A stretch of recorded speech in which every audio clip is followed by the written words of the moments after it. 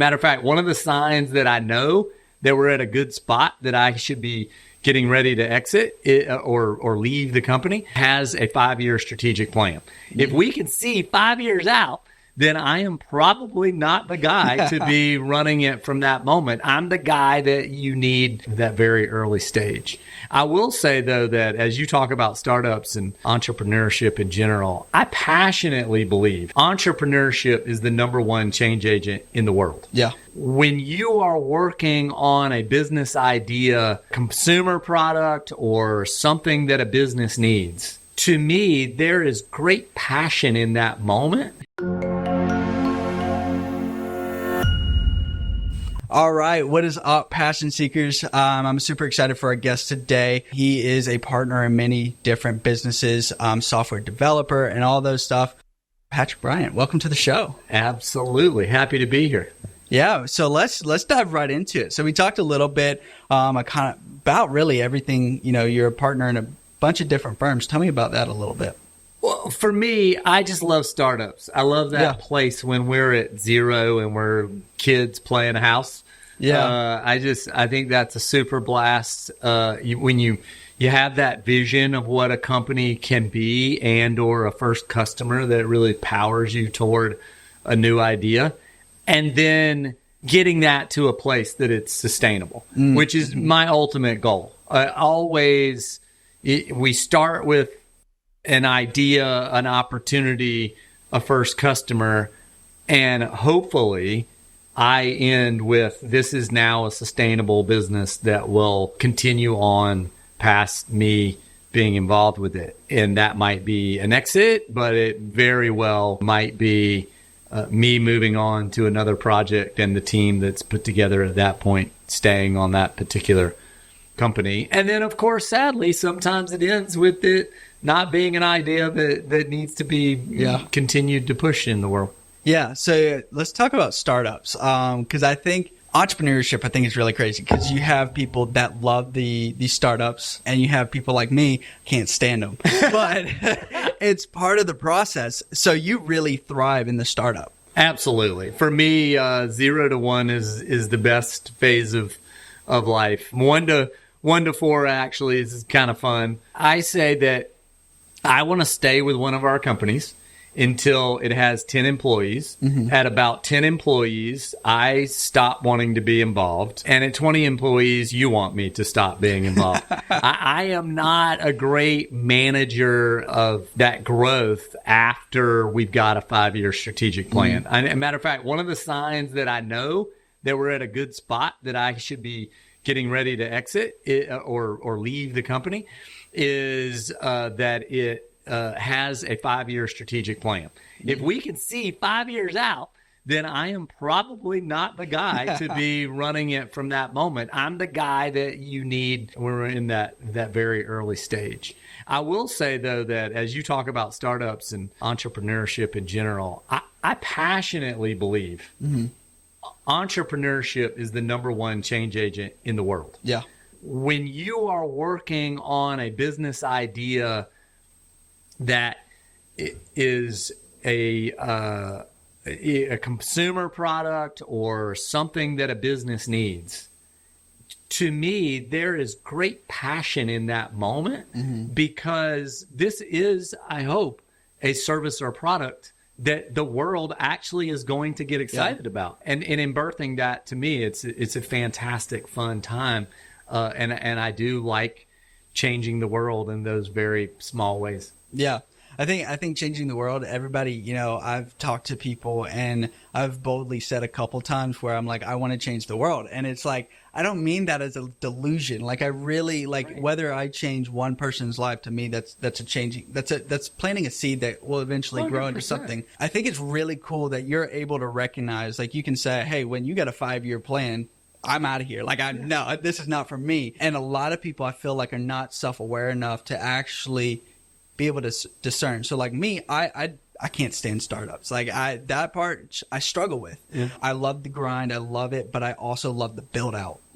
I love planning the 5-year goals and the 5-year plans, and I love that aspect of it. So for the startup, I need to figure out I need to have someone by my side or on my team that's good at a startup. Absolutely. And I'm a partner guy. I've had a lot of partners, and you're absolutely correct that there are different people on each team. And I've joked, that when you are putting together a startup, there are times that you put people on the team or don't put them on the team because you need to fill that specific slot. Or on the other hand, you don't need to fill that specific slot. There's been times where I've looked at deals and thought, man, I really am. I love this idea. I love this team, but you don't need my skill set. Yeah. You just don't you've already got a Patrick. You've already got somebody spitting new ideas and playing with things and being very customer business development focused. And if that's the case, then it's not fit for me. You don't need my slot. You've already got one of those. Which I think is great that you're able to say, because I genuinely think that a lot of people, one, I've said multiple times, there's a lot of reasons why companies tank. One, my biggest advocate is greed. I think companies tank because owners get greedy. They forget why they're doing it. And then two, they're not able to discern themselves. They just want to be the solopreneur and want to do everything themselves. Like with this podcast, I'm awful at video editing. To sit down for hours and stare at the thing over, the videos would be awful. So I know that, and I want to hire someone to do that. That's right. Always be outsourcing those pieces that you aren't great at. In a startup, you do tend to do everything initially, right? Which is one of the reasons that I am good at startups, is that I do have this vast array of skill sets, from legal to designing a website to, making sales calls. And that's kind of a bizarre set of talents. But in the beginning, you got to do all those things, and that's why I've gotten all those skill sets. Why I can't stand startups. Right. But then later, very quickly, there are things on that list that I'm like, okay, that's something inexpensive that we can outsource to someone else or hire someone to do, and I want to offload those pieces as quickly as possible, because my vision in a startup is always trying to grow it in a way that pulls me and my partners more out of it, right? So that slowly there are really qualified people that want to be running that business as it continues to grow in a big way. And that's all about working with the right kind of people. And you made a comment about why startups fail, and then you named two things. I would say that my thought when you said that is the number one thing is startups fail because of people. And both of your reasons were people, right? As an investor, the main thing that I'm looking for when I'm being offered the opportunity to get into a deal, first and foremost, is the people. Yeah. Because really good people will find the pivot for innovation. They'll find the pivot for scalability. They will seek out what those opportunities are, and they'll listen, and they'll be coached and all those things.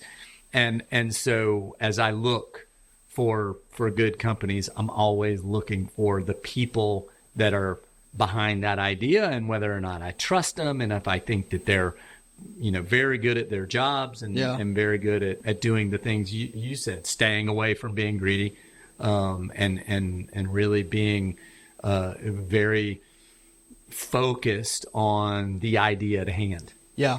So let's talk about people. So I love it because so I have this podcast. I love it. This is kind of just, I love to have opportunities to interview, people chasing after passion and having fun doing it. Totally. But my day job's real estate, and it's a people business. So I'm surrounded by different people, different type of way of thinking and all that stuff. And when we had a call, you said the biggest challenge when it comes to business is understanding how to work with different people, how to find the right people. And you kind of alluded to that a little bit.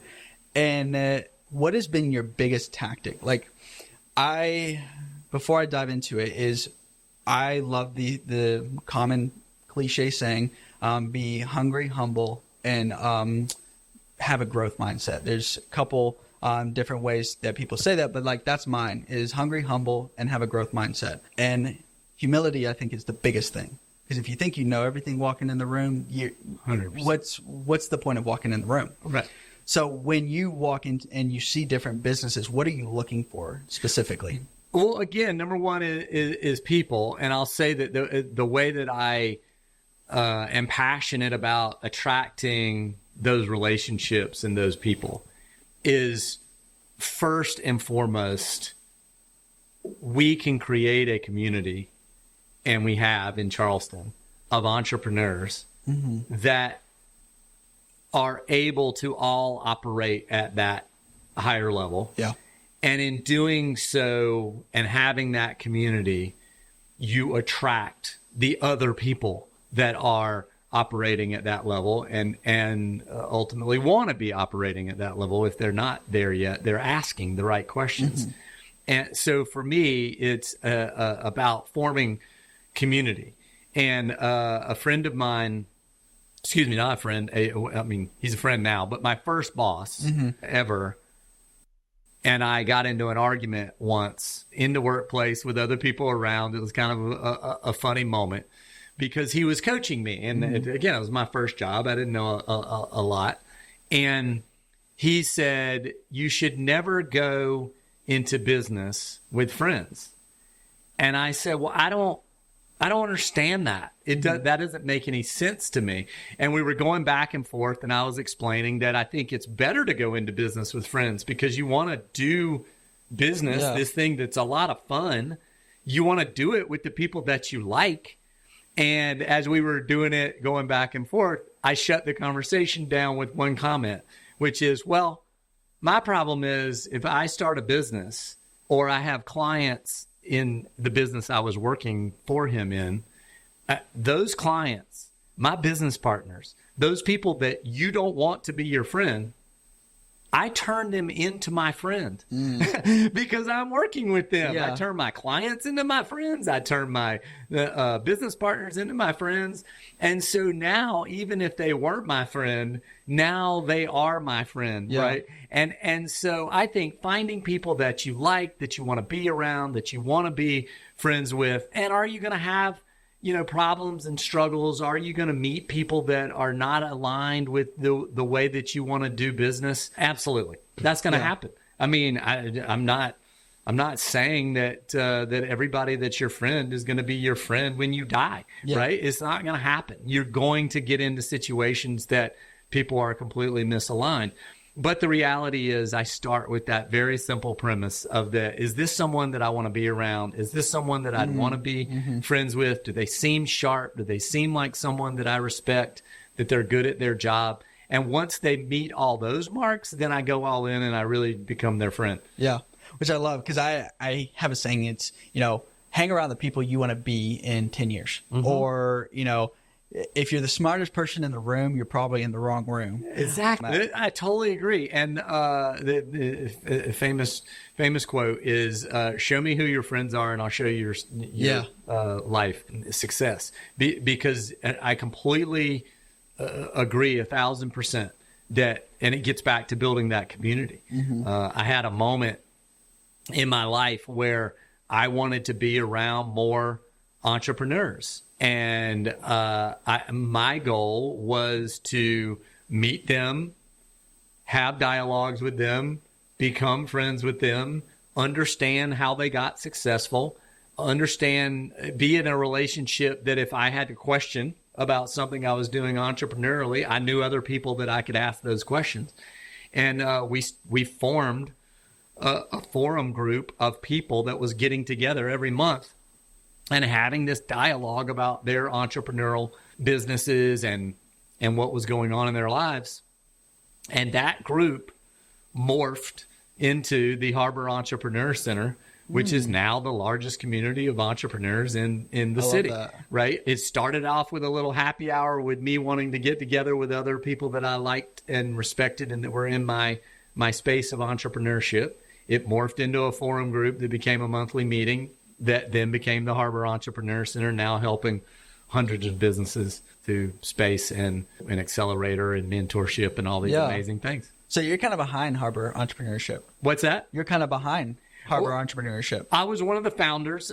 John Osborne and I founded it 11 years ago, I think, maybe 12. It's been around a while, and it was a super passion project of something that we just felt, John and I felt like was missing in the community. We had toured the Nashville Entrepreneur Center and loved it. Thought that what Nashville had going on entrepreneurially was impressive. That was thanks to a chamber trip. The Charleston Chamber took a trip of leaders to Nashville to study what they had going on. And we fell in love with this Nashville Entrepreneur Center. And so we came home and created the Harbor Entrepreneur Center in order to help Charleston have that same community. And it was total nonprofit, just with the goal of colliding entrepreneurs together. Which I think is such a need. I mean, I'm a big advocate, community sells. Like, not necessarily like selling, but like people seek community, whether that's a religious community, church community, whatever that is, like a work community, whatever. Everybody's seeking that. And I think that's where I kind of found myself a little bit, and probably the big build behind what this podcast is like, there's not in Charleston, like it's hard to find that entrepreneurship, and like there's a need and you want to fill that void. So I love that. And like, so now where is Harbor Entrepreneurship at now? So Harbor Entrepreneur Center is located in Mount Pleasant. We've got, I think it's 40,000 square feet. It's an enormous building. It has 60 businesses working out of that facility. Wow. I think there are 12 companies currently in the accelerator, with over 25 mentors helping those 12 companies move forward. That's a free service. And so if anyone's starting a business in Charleston, they should absolutely look at the Harbor Entrepreneur Center as a place to join a forum group, get connected with other entrepreneurs, go to a happy hour, put their company into the accelerator, get mentorship, all those things, space, rent office space, all those things are our entire plan and hope to just increase the entrepreneurial activity in Charleston. And I'll say we've done it. I mean, there's just no question in my mind that over 10 years of work, we have helped a lot of companies move their pieces forward. And that's my only goal. There was never any other motive to the Harbor.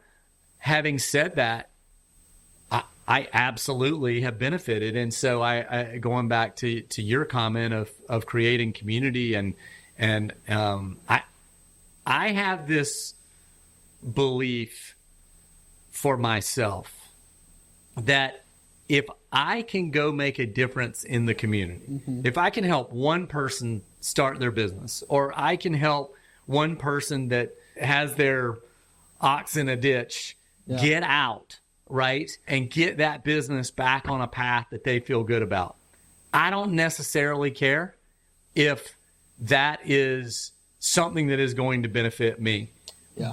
But the reality is, and I can tell you with 25 years of experience, it absolutely will benefit me. Yeah. I will be benefited through the feeling of giving back easily. That's like a no-brainer, immediate win for me that I passionately enjoy. But then there are all these other side effects that you don't know about, where people in the community are saying, hey, Patrick Bryant helped me, he could probably help you.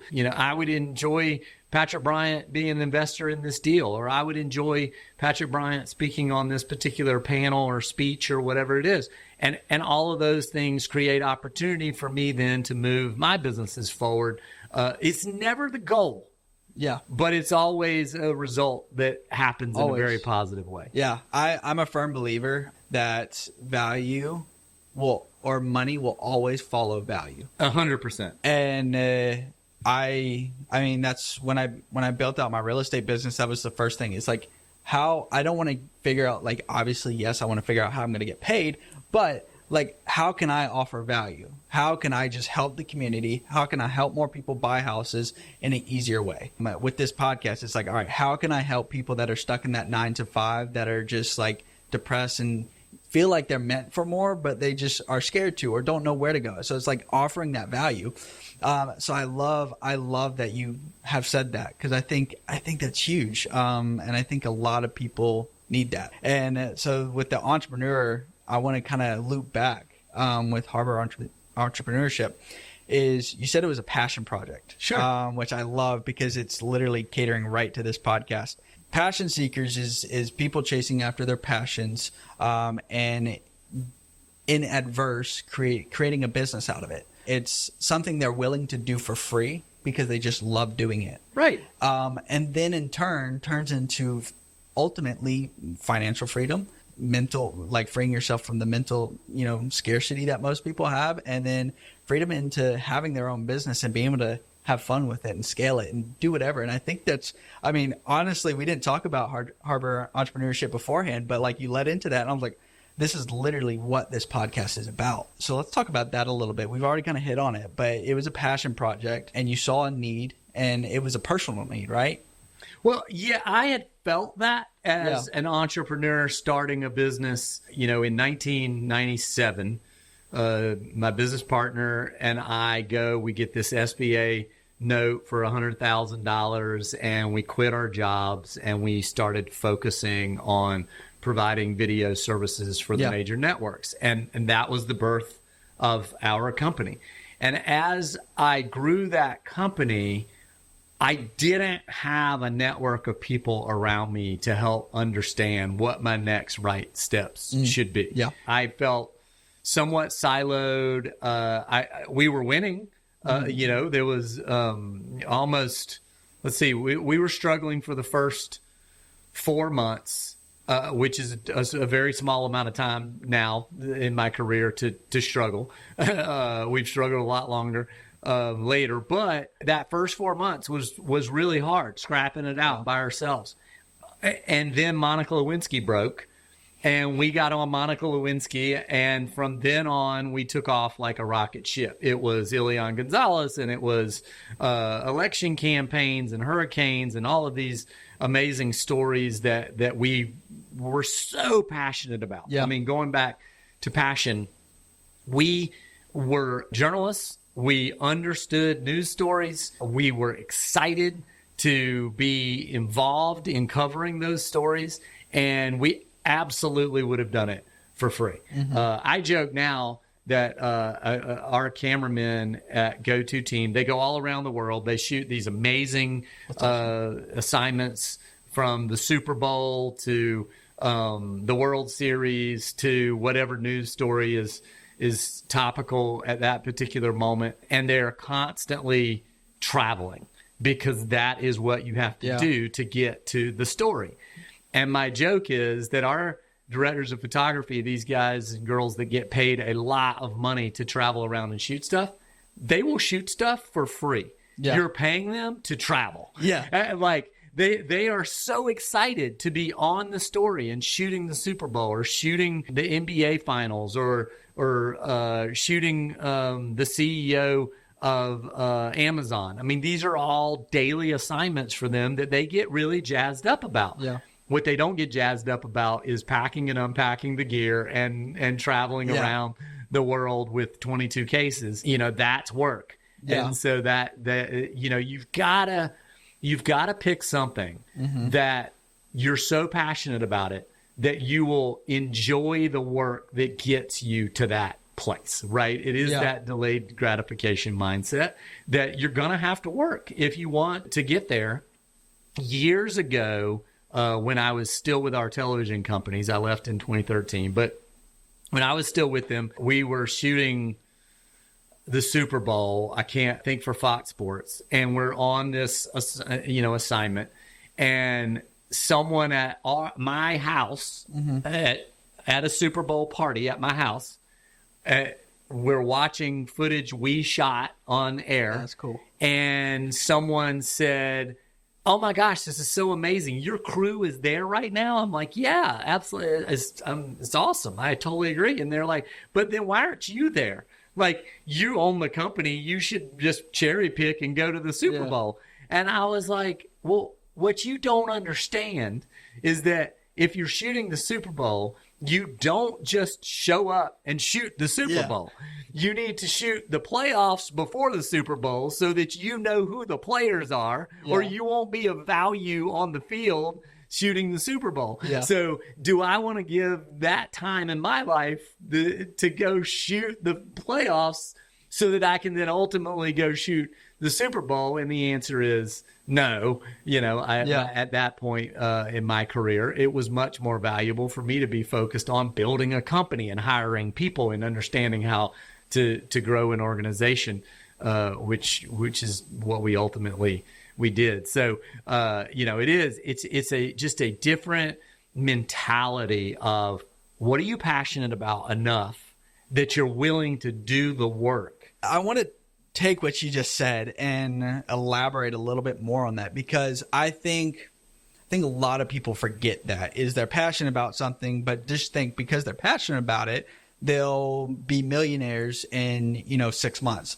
And I think a lot of the financial gurus and a lot of the business gurus, they sell that, and to some extent there's some leverage that yes, you could be a millionaire in 6 months if you took the proper risk and did the proper things. But let's be real, like there is time that you're going to have to put in. There's blood, sweat, and tears that you're going to put in, and there's no such thing as getting rich the next day. And so elaborating that a little bit, like you've been part of many different businesses and successful businesses, and what's your big approach on that? Because it doesn't happen overnight. I think I was reading like Go-To Team started in 1997.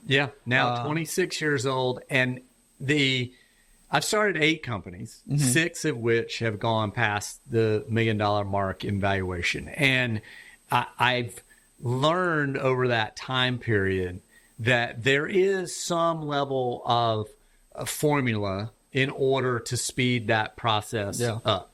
And with Go-To Team, we'd started in 97, and 10 years later, we did a valuation. That was when we were finally at a level that we were big enough to think about what our company was worth. And when we did this valuation, it came back that we were worth $1 million. Now, I felt really good about that. Like for me, that was a huge success mark. I mean, we were 2 guys who had started out with an SBA loan of $100,000, and we had scrapped it hard, but we didn't have a lot of resources to pour into the company in those early days. It was all our sweat and work. And now this company is worth $1 million. The only problem was that at the same year, 10 years in, that we were worth $1 million, you know who started the same month as us? Google. And after 10 years, they were publicly traded, and we used their name as a verb. And so that's humbling. It was like, man, I'm really ecstatic that we're worth $1 million. But then also, what did we do different that we're not Google, right? Now, over that time, I've developed a really robust process and thought plan around innovation, which Google has, scalability, they operate the entire world over, and the ability to execute with the right people. And those are the 3 pillars of any successful company. And so the more that we're able to find businesses, business ideas, things that we can attack that are scalable, that are innovative, and we do have the team that can create that growth, the more I know up front, we are going to get to $1 million faster.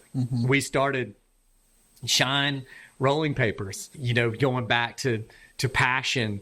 That came from my business partner and I, Dave Brown, having a cigar distribution company. We were selling cigars to Las Vegas, and it was going pretty well, actually.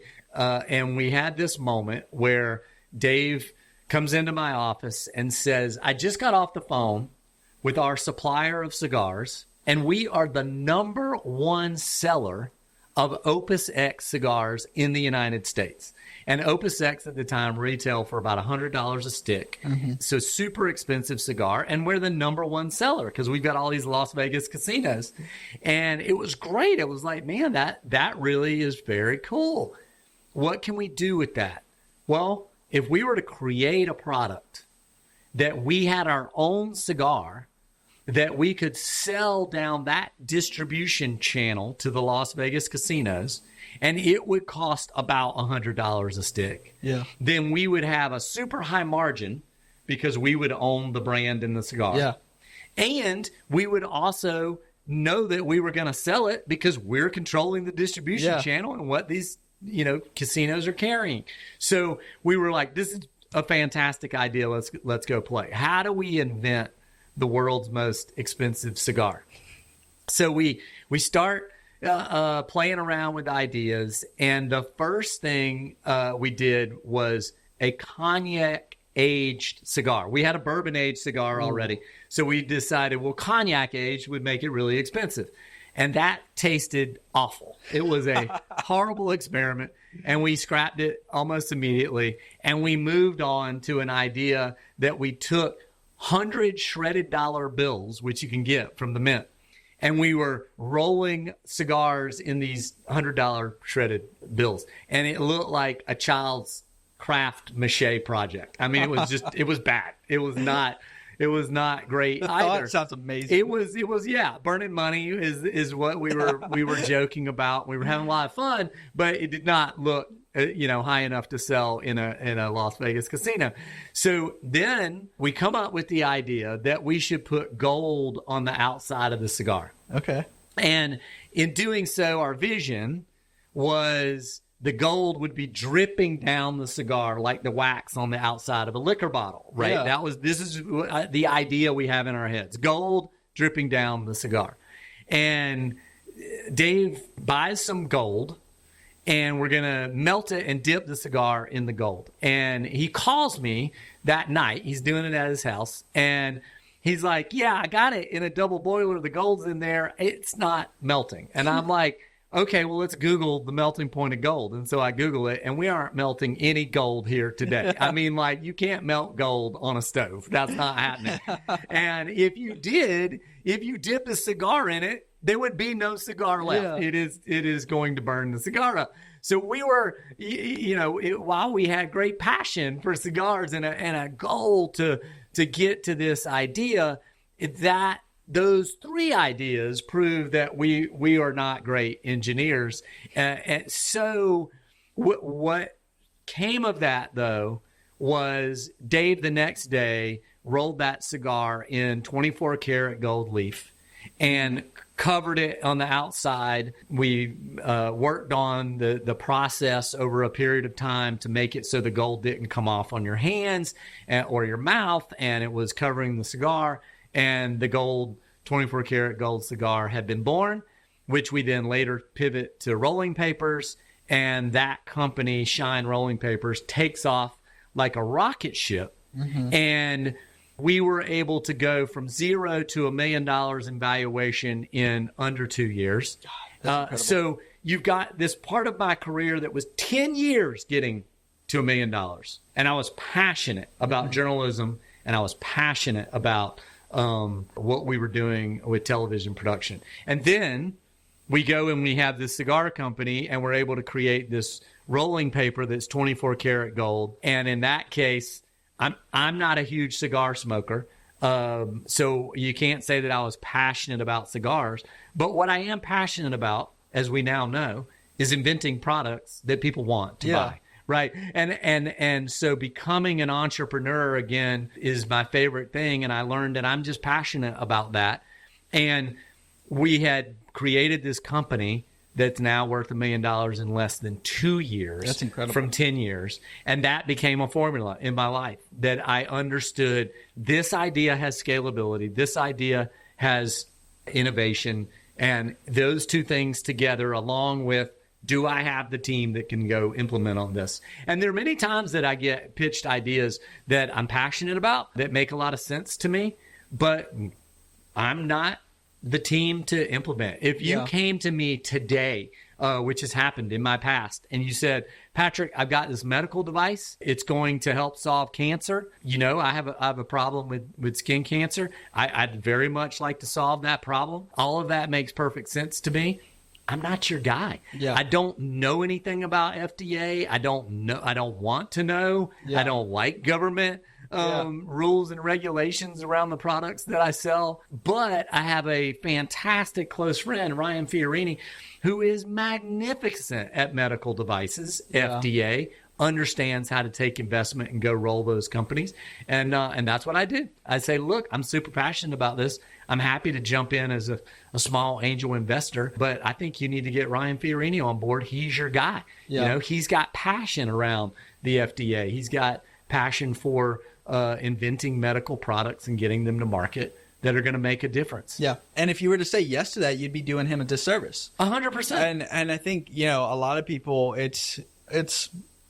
I was always really bad at saying no. Like I was just really no bad. is hard. Yeah. No. And accepting no is even harder. Yes. I mean, no is an amazing word because it's hard to learn to say it, and it's even harder to learn to hear it. Yes. And I was a people pleaser, and I just said yes to anything and everything. And I realized saying yes, I was like, yes, I get that gratification that I get to help them and all that stuff. They went to me. But at the same time, that client that I said yes to was probably going to be pissed off in, a couple months because I just said yes to please the moment. Right. I think that's really cool. That we kind of talk about that in a little bit. And startups. I'm going back to startups. Well, before we get there, let me just agree with you that I do agree that no is a crucial word. Yeah. Now that I've been, at a place where I have to delegate, I have more opportunities occasionally than I might have time,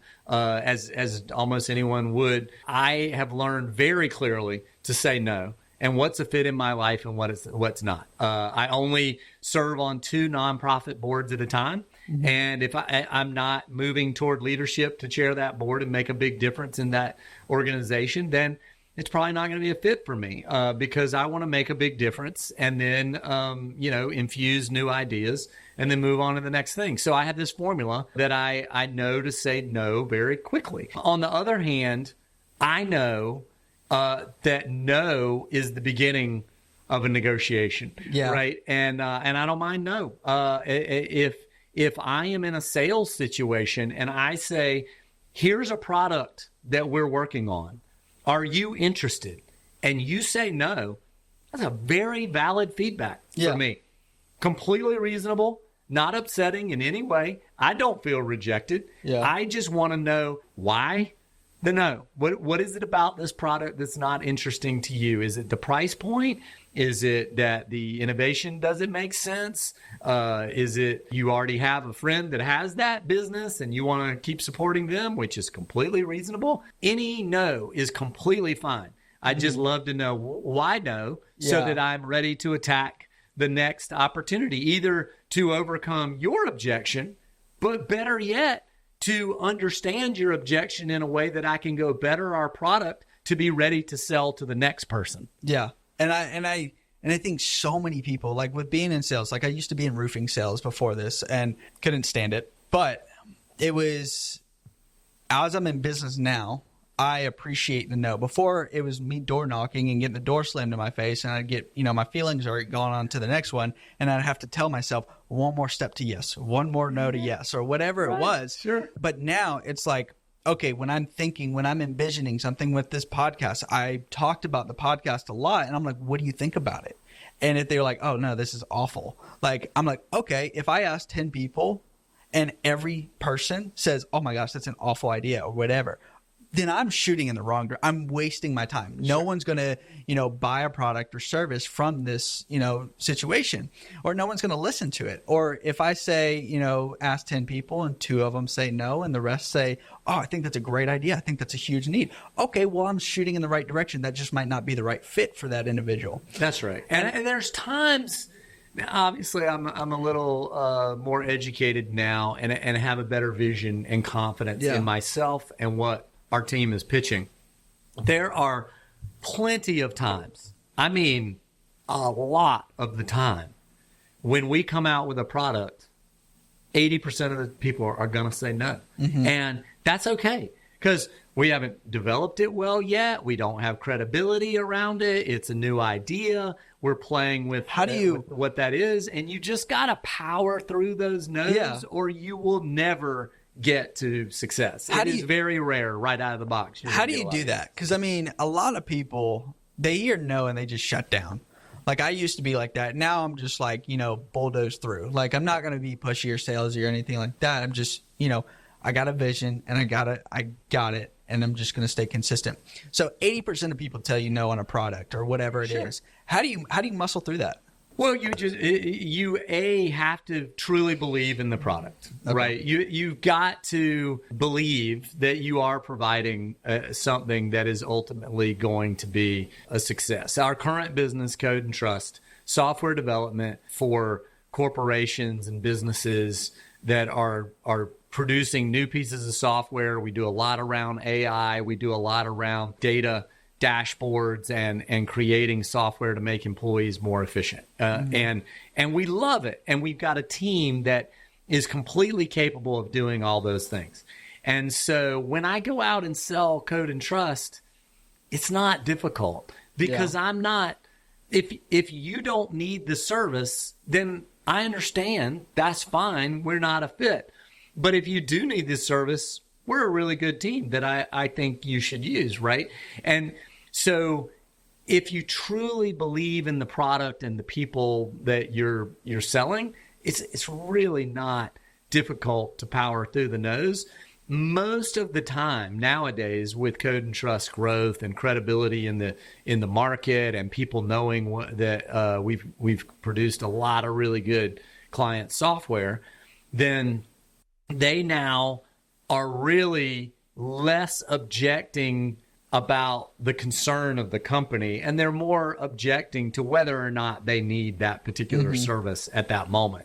And I think that is the way that you ultimately power through. In real estate, I would feel the same way. I mean, most things are pipelines, and the more people you ask if they're ready to sell their house, if they're not ready to sell their house, they're not rejecting you. Yeah. They're not in need of that product at this moment, right? And that's okay. That's just totally fine. But that doesn't mean that you haven't created a relationship with someone that when they're ready to sell their house, especially if you were nice about it and accepted their no and, just moved on with your life, then you're in a position that when they do need to sell their house, you're someone that they think positively of. Yeah. Right. And then it's an opportunity to easily get to a yes, because now they're in the market for someone that offers that service. Yeah. And I always think back, because I always, I deal with that objection in my head, like, oh my gosh, I'm going to get rejected, all that stuff. Like when I first started, I was like, I don't want to ask because I don't want to seem like scammy or anything like that.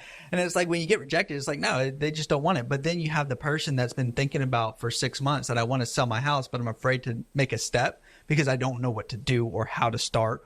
Or to the individual that's a first-time home buyer that's like, I want to buy a house, but I don't even think it's possible for me. And in reality, it's like, no, it's literally, there's so many grants out here that you can go buy a house with 0% down and get a house and make the payments work for you. And it's like, those people are the ones that it's like, no, you got to look past the like, oh, you salesy agent, move on, blah, blah, blah. It's like, no, you got to find the one that's just upset because they're renting and they just really want a house, just don't think it's possible. Well, I think it's all what I call this funnel, but also, as everybody would know about a sales funnel, but it's also the filter on the funnel. Yeah. Right. I think that's what sometimes sales funnels get a bad rap, because it's like, well, let's just put 10,000 people in the sales funnel and 3 have to make it to the bottom. And we're just asking all these people for that, right? And that's how like spam email works. It doesn't make sense, right? Funnels without a filter are creating an opportunity to just over communicate to the wrong people. However, I have experienced many times in businesses and my personal life that if you put this filter on the funnel, then you will slowly get better. And you will learn who needs your product or service, who wants to date you, who are the opportunities in the world that you can really get to yes. And in my particular case, I mean, I'll joke about myself. When I got divorced, I didn't know who I wanted to date. Yeah. I didn't know really anything about dating. I've been married or with the same girl for 26 years. Wow. So for me, it was just sort of this blind spot. Like I had never really dated. So what did I do? I go out in the world and I go on 100 first dates. Yeah. Like it took me 100 first dates to get my filter to a place that I knew exactly what it was that I was looking for in a partner. Mm-hmm. And the reality is that if you look at my math now of those dates, I went on 50 first dates and found someone that I really wanted to be with. And then that ended. And then I went on maybe 25 more dates and I found someone I really wanted to be with. And then I went on 4 dates. I vividly remember I had gone on 4 dates after breaking up with another girl. And then I met the girl that I ended up getting engaged to. Mm. And then after her, I've only dated one person. Yeah. And for a long time. Because the reality is I started off with this huge funnel because I did not know who I wanted to date. I did not know what was a right fit for me. Mm-hmm. And I didn't know what the conversation and the cadence of that conversation should feel like. And I learned, I slowly, over those reps, I learned this is what I'm looking for. This is what excites me. And this is what I think is really fantastic. And as I boiled that down, I got to a place that I knew exactly what I wanted. And I didn't need to go on dates that I weren't going to be a fit because that just was not, it was wasting their time and mine. Yeah. Now, I was not wasting their time in the beginning. I was not, I'm a very sincere guy. I did not show up to the fight saying, let me just waste a bunch of people's time with a first date that is not going to be a fit. No, of course not. I didn't do that. But I feel like it's identical to the sales cycle of a startup. Yeah. And perhaps in real estate of what you're figuring out the kind of thing you want to sell, right? You might go on a sales call and you're pitching somebody on needing your service or product that is just not a buyer. Yeah.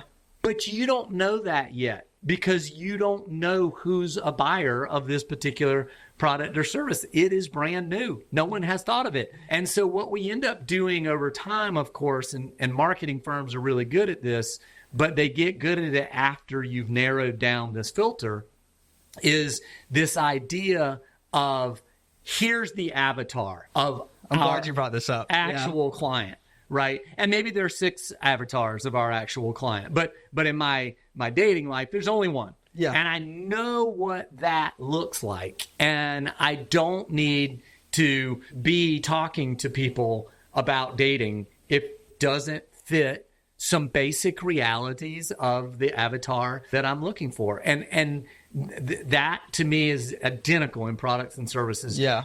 But the only way to learn, in my opinion, the only way to learn is to go out there and have conversations with potential clients and ask them if they're a fit and see if they are. Listen to listen to the objections and learn. I love that you brought up the avatar because as you're saying this, I mean, there's so many business gurus that tell you got to find the perfect avatar. You got to spend 20 minutes, write down all this stuff and find the perfect avatar, which I think is great. You need to know which way you're aiming. Right? Of course. But like when I got into real estate, my avatar was someone that wanted to buy a house. Well, absolutely. I don't care. 100%. And now it is evolved into a more niched market. And it's like now I know who I want to sell to and who I want to work with because that's what our personalities click. Right. And like with this, it was like, okay, I spent like a month trying to write out my avatar. Who am I going to be speaking to? Who am I? And all this stuff. And I wasted a month. And I'm like, just get on the freaking podcast and then you'll figure it out. And I think so many people just waste so much time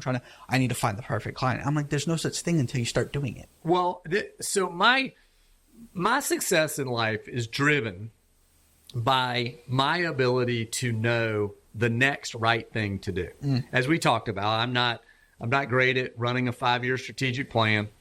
As soon as it's time to mow the grass for the third time, I'm out. Yeah. I don't enjoy the routine of almost anything. I like for things to be new and exciting and working on new concepts and ideas. That's just who I am. And there are other people that are freaking fantastic at mowing the grass and doing that side of the work. And that's awesome. In my plan of doing the next right thing, it is looking at the opportunities that the business has. Where are we right now?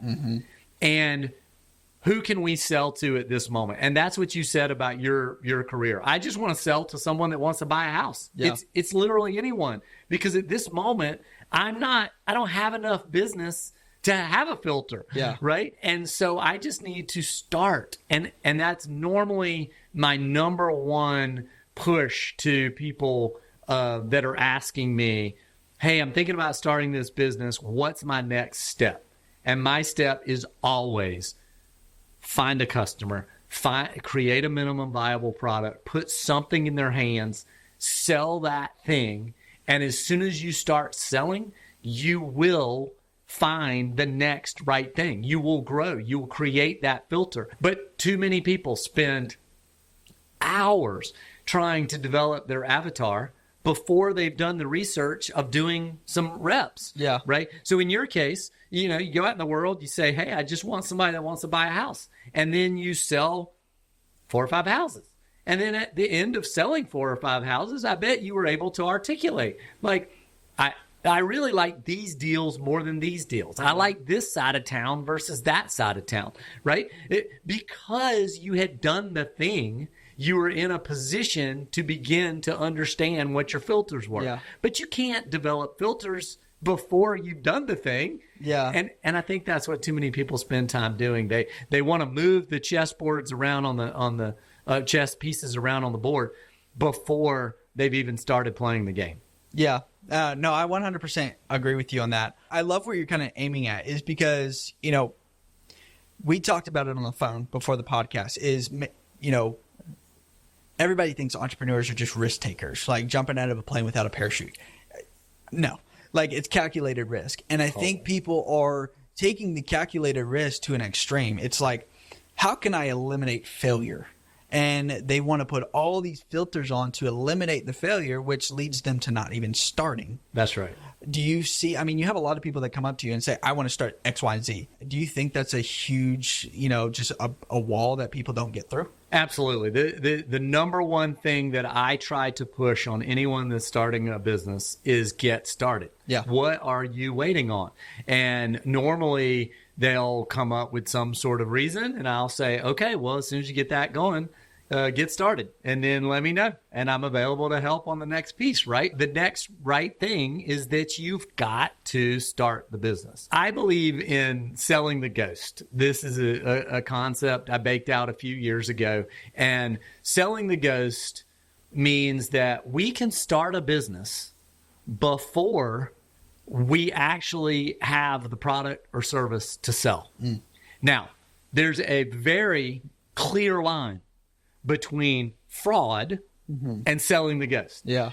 Selling the ghost means that I am going to offer you a product or service that I do not have at this moment, that I can guarantee with 100% certainty that I will deliver to you in the time frame that I sold you on, or I will return your money. Yeah.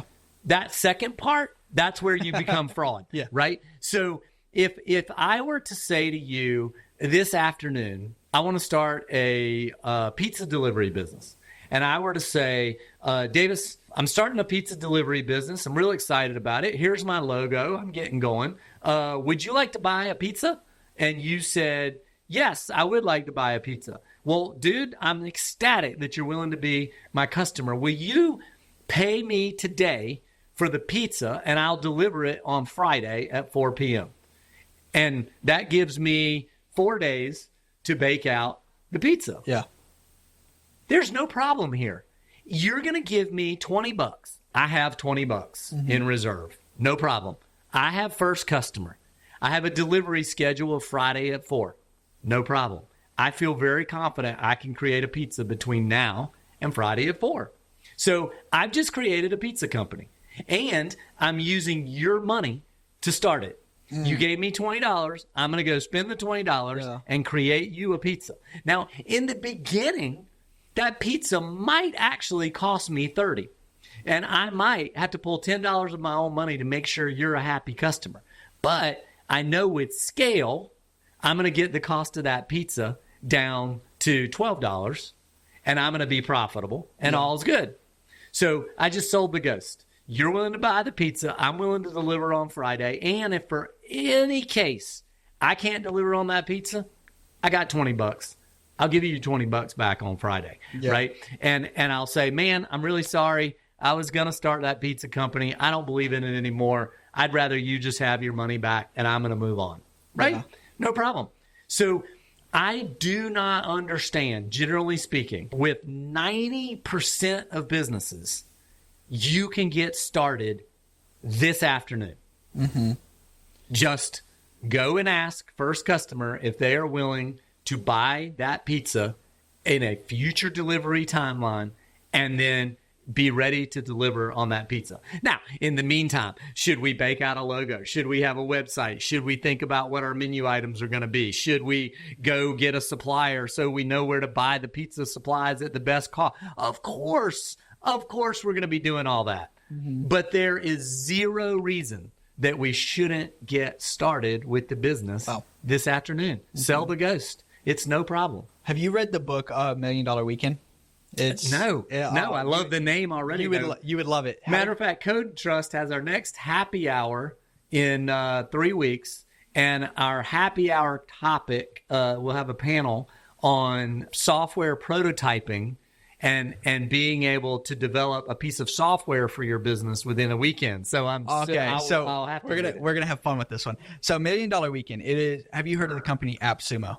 No. Okay. So it is a guy who used to work for Facebook. He was the third employee at Facebook, got fired from Facebook, created a company, AppSumo, where he takes like these big softwares that make you pay a ridiculous amount of money on a monthly basis. He finds a code developer who can create the almost identical thing, and he sells it to you one-time payment for $150 or something like that. Wow. Yeah. So it's really cool. But he just wrote a book, and I read it, and it's called $1 Million Weekend. It's how to make $1 million in 48 hours, which there's some discrepancy there. Sure. But it is very similar to every approach. I think I'll have to share it with you.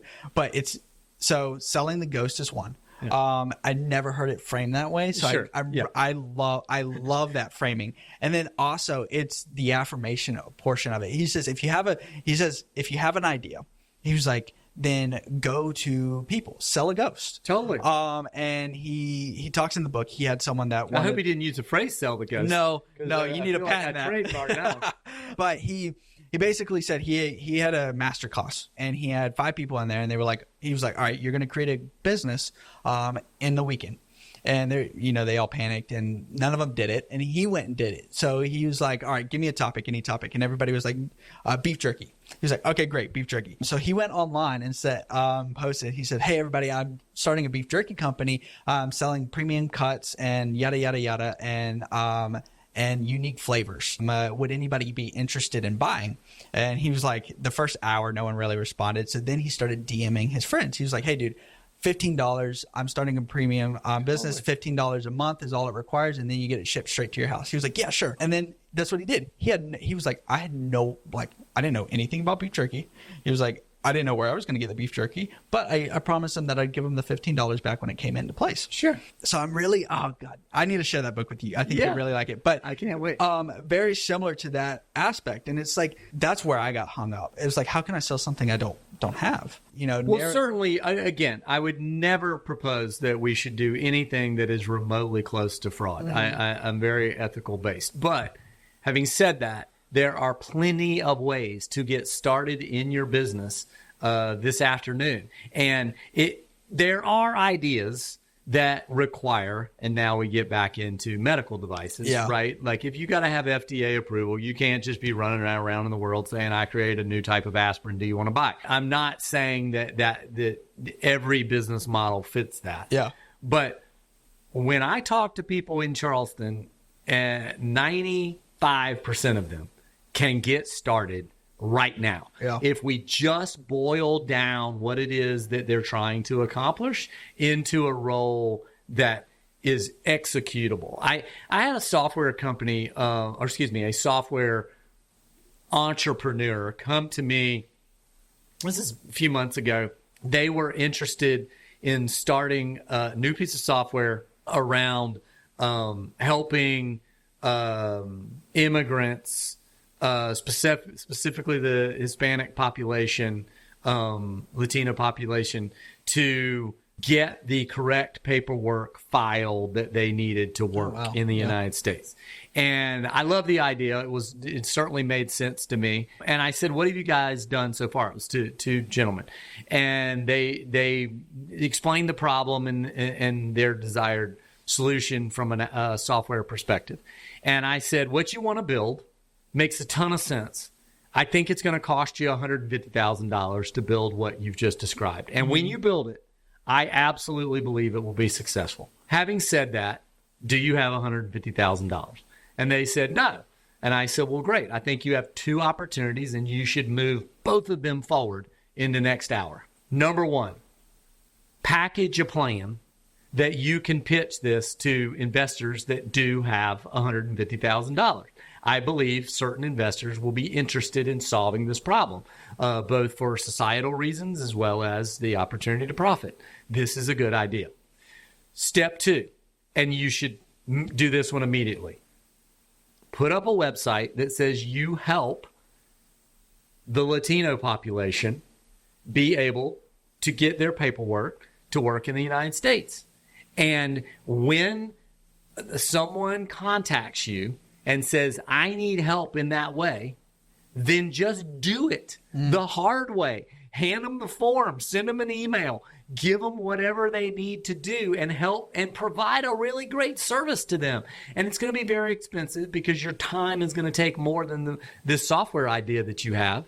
But you will have begun the process of talking to an actual customer and solving their actual need. And you can do that within today. Yeah. And you are going to learn so much, going back to our pipeline and our filter and our mentality about doing the next right thing. You're going to learn so much about that population and what their needs are. And go ahead and establish yourself with a few people that word of mouth, you're good at what you did and you provided a great service. That when you launch this company, you launch this product, instead of spending $150,000, I think you'll only spend $120. And instead of building two features that you didn't need for $150, you're only going to spend $120 building exactly what you need because you know exactly what it takes to answer that person's problem. So why not start now? It is literally my mentality is the next right thing is to sell something to someone, sell the ghost. Yeah.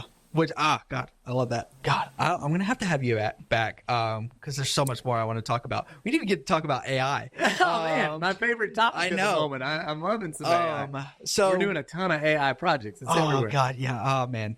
Tempting. But as we're wrapping up, one of the things when you're looking at a business and, measuring and all that stuff is you talked about scalability. And I think that's so important. If you don't have a business to scale, you don't really have a business.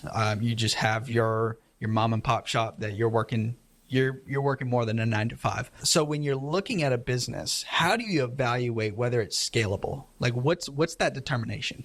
That's a fantastic point. And the first thing I'll say is anybody that has a business that is not scalable is doing a fantastic thing. Mm-hmm. Keep doing it.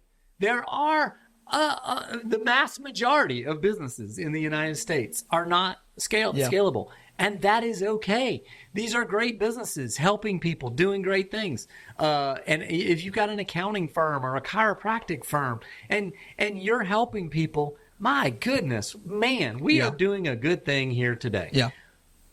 And I feel very passionate that each one of those people can turn their mindset away from the opportunity to help the number of people they're helping, say limited to their zip code, and create let's say, a piece of software or a medical device or a product that can help the same type of person address the same problem, but instead of doing it only in their zip code, they can do it in the beginning, perhaps only in the United States, but then later worldwide. Yeah. And that perhaps is, start in the United States and then only to English-speaking countries and then worldwide, right? But the reality is that scalability is a twist on the idea more than it is a required first step. Okay. If you were to say to me, let's go back to the pizza analogy. I'm going to sell you a pizza, then I know that pizza process is not that scalable. I described, I got to go get the pizza, I got to do the thing, I got to deliver it to you on Friday. If I deliver 500 pizzas in the next year in my zip code, I've got a really good business. If I then decide we are going to cold freeze these pizzas and get them on store shelves worldwide, I've got immense scalability. Yeah. But that scalability normally comes from me learning what I need to at the beginning market. So most of the time I start off going, it's completely okay to not be scalable, and we're going to get there as we grow. And then for me, software is one of those magic bullets that I can take an idea like helping a immigrant get their correct paperwork and pivot it from a service-based company that's helping X number of people to a software-based company that's helping X times 100 number of people. And that is what scalability looks like and how to get to it. It's almost the same thing with innovation. There are many times that we start companies and I go, look, let's just get it going. And then we will find the innovation. We'll find the thing, the patent that we can protect, the trademark we can protect, algorithm that is a trade secret, whatever it might be. We'll find that innovation once we get going on down the path. So again, it gets back to you. Would you like to give me a reason not to start your business today? I will absolutely give you a reason you're wrong.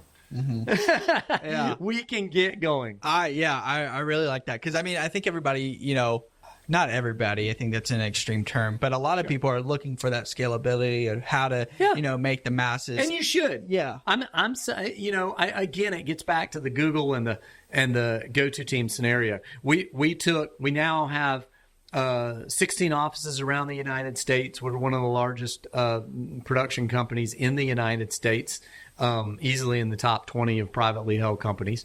And we shoot more video than anybody else. And it's a fantastic business that is very scaled. I even said United States. We shoot a lot of stuff that's outside of the United States. We actually have a bizarre, huge presence in South Africa for some reason. So we've found scalability. Yeah. It is much easier to scale a software company or a rolling paper product than it was to scale a video production services business. That was very hard to do. Now today we've merged into owning the television show and understanding, a lot more about television than we did back then. And so we provide so many other services that we can create our own scale. But it took a long road to learn how to scale a service-based video company.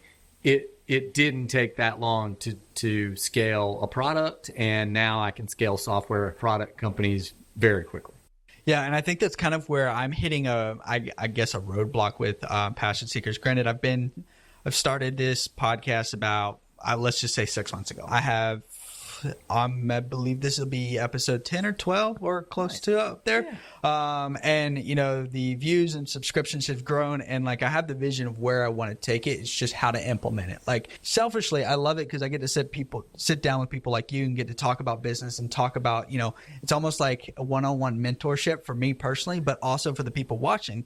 And it's how can we take that and use that as a scalability, one, to help local business owners in Charleston to help grow their, platform as well. Totally. And also, like, I'm a huge advocate in mentorship, master classes, courses, all that. I love all that stuff. And, that's the goal with this. Obviously, it's like, I don't want to be over ambitious and like say, oh yeah, I'm ready to run my own course. I'm like, dude, no, you don't even know what you're doing yet. You're still, you're still in the beginning stages. But, trying to figure that out, I think is the hardest thing, is trying to figure out scalability. Absolutely. Scalability is a tough nut to crack. If you start out with the right idea in the right industry, you are much more capable to find that scalability. And I think that, again, it gets back to passion. Mm-hmm. Is this something that you want to work that hard on, that you are going to keep going until you find that success? And if you have that passion and you look for the scalability, you look for the innovation, you get a team of people around you that are also passionate. They see your passion. They want to be part of that party. And as you do that, you grow this group of passionate people. That's the key to me of finding scalability and ultimately growing a company. Yeah, I love that. I love that a lot. Gosh, I wish we had more time. But I'm going to start winding down now. And one thing, you mentioned is just start. Like when you come with the business, just start, which I love. What is one other advice you have to a individual that's working a 9-to-5 that is just feels like he's drained, feels like he's meant for more, but just doesn't know where to start? What's your biggest advice to that individual? Well, I truly believe that if you give me someone that their life goal at this moment, it might not be their goal before they, to be end with this, but at this moment, their life goal is to have $1 million. Mm-hmm. And they are willing to do everything that I tell them to do, or another coach. I'm not saying I'm uniquely special. And they are willing to do every single thing exactly as they described they would. I have zero thoughts, zero doubt that they will be a millionaire within 10 years. Mm-hmm. I personally have this own confidence, wrong or right, that if you dropped me naked in a third world country today, I could be a millionaire within 2 years. I love it. I passionately believe that it's a pretty simple scenario, but it depends where you are on that scale. Naked and in a third world country is in a really bad spot on the scale. Yeah. But you know what also is bad on the scale? Being in a job that you hate, working 60 hours a week and barely scraping by to pay bills that you've got $60,000 in credit card debt. Yeah. When I started out, I got out of college. I had a good education. I had a fantastic wife. I was in a good spot, but I had $26,000 in credit card debt. And I was not in a position to go and start a business. I didn't know a lot about finances. However, that's what I would say to the person that is out there working that job. Is you might not be ready to start a business. The first thing I need you to do is get to a place that your education allows you to have a job that gives you more freedom, that you're not completely stressed out at the end of every week. And that job should be enough to take care of some of that debt, if not all of it. Right. So I got to get you down the pathway of education, job improvement, make sure you have housing and food and all these things kind of basically check. I'm not saying you have to be like financially wealthy, or financially independent, that you don't have to go to work tomorrow. God, no. That's what we call a made entrepreneur. It takes us years and years. But I do need you to have the basics checked on Maslow's hierarchy of need, right? And so once that happens, then my next step becomes very clear. You now need to think about what kind of business, and it might apply to your education, hopefully. It might apply to the job you currently have, hopefully, because that's your network. That's the people you already know. That's the business industry that you already have some expertise in. All of these things make sense.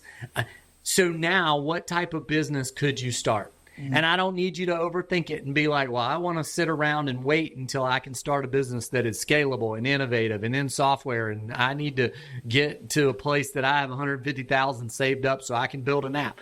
No, I just need you to start a business, run a P&L, a profit and loss statement, run a balance sheet, pay taxes, understand what that feels like. Even if it's a hobby business, I don't care if you're selling pizzas to friends. Yeah. It does not matter. Start something that will teach you what you need to know to then go do the next right step, which is now start a business that has some scale and slowly, my first business was selling my time doing graphic design after my parents had filed bankruptcy. And that was then led to me owning a sound and lighting company that we actually did really well financially, but didn't have any employees. And then we started Go-To Team with an SBA note and started having employees. So I think you got to learn before you can get to the next right place, right? And it's all just a scale of where you are right now and what we need to do to get you to this place. Oh, God, I think it's so good. So good. One of the things that another book I read, it's called 10X is Easier Than 2X. Totally. And it is, by the way. I can say with great truth. I was at are you familiar with Russell Brunson? Yeah. So I was at his event, ClickFunnels, Funnel Hacking Live. My wife actually worked in planning that event in Orlando. Awesome. I believe it was in Orlando. Very cool. She works with, some of those gurus and stuff like that, which is great. It's a lot of fun. But I was in one of his things and I was talking to a business owner who has worked very closely with Russell Brunson. And we were talking and he's like, what's your 10-year goal? And I told him, and he looked at me. He was like, dude, seriously?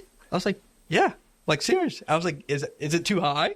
Like, I was like, I'd be happy if I make $250K. And he's like, and I was like, is that too high? Am I being too? He's like, that is so small. Yeah. He was like, why are you selling yourself short? And I was like, that's selling myself short?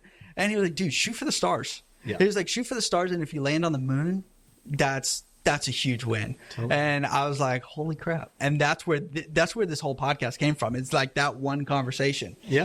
Because Denzel Washington, or I say it all the time, he has a quote. He says, the richest place in the world is the grave because that's where dreams go to die. And I was like, I never want to be on my deathbed saying, I wish I could have. Like that $1 million idea. Totally. It's going to be sitting in the grave. And I was like, I want to give it all. And if I get 500, if I get 200, if I get 150, listen, I'm content with that because I'm doing what I'm passionate about and I'm having fun doing it. I agree completely. And his advice is so spot on. We underestimate what we can get done in 10 years, but we overestimate what we can do in 1 year. Yeah. Right. It's just the natural way that humans are wired. And the reality is that if you plant this big ass goal for, in my case, I kind of go with 5 years, but I've also had goals that went as long as 13. And as I map those out, it is big, hairy, audacious goals that if I hit this thing, I am going to know that I landed on the moon. And as I coach teams around creating those goals in our businesses, I am always thinking that if you don't set a goal that you personally or this team needs to invent new technology to complete it, then we've set the wrong goal. Yeah. If you think you know how to accomplish it, then we have already set the bar too low. Yeah. Because we need to set goals that as we win, we learn. As we learn, we invent. As we invent, we can get faster and really grow, right? Mm-hmm. And those goals to me are the ones that I'm most excited about, because when we plant them and then we break them down. I normally break those goals down that, you're going to get in that first, let's say we were trying to get to 100 in 5 years, whatever our widget is. We're going to need to sell 100 widgets, 100 airplanes or whatever it is. So we say, okay, in 5 years, we need to sell 100 planes. That means that last year, we're going to sell like 30 planes because we better be doing a shit ton better in 5 years than we are today. We're at 0. Yeah. Right. So just work backwards from there and say, okay, we're going to sell 30 and we're going to sell 20 and we're going to sell 10 and then we're going to blah, blah, blah. And in year 1, we know we're only going to sell 1 and that's achievable. And we all agree that we could get 1 out the door. Yeah. Right. And so now we're set. Because we're already off to the races. Year 1 is reasonable. We sell 1. Then year 2, we're looking at it. It's like, man, we got to sell 5 planes. That feels like a lot. But we've already sold 1. We know how to do it. We got the technology. We have the people. We understand. Now 5 doesn't feel that hard. And then 10 doesn't feel that hard. And 20 and then 30. And now we've hit our goal. It's easy. Awesome. Well, we have just ran out of time. Passion Seekers, it was so much fun. We're going to have you on again. We're going to have to talk about AI. That's a whole nother topic. That excites me. But Patrick, I really appreciate it. It was a lot of fun. I really enjoyed the kind of topic that we talked about. But Passion Seekers, catch us on the next one. Peace.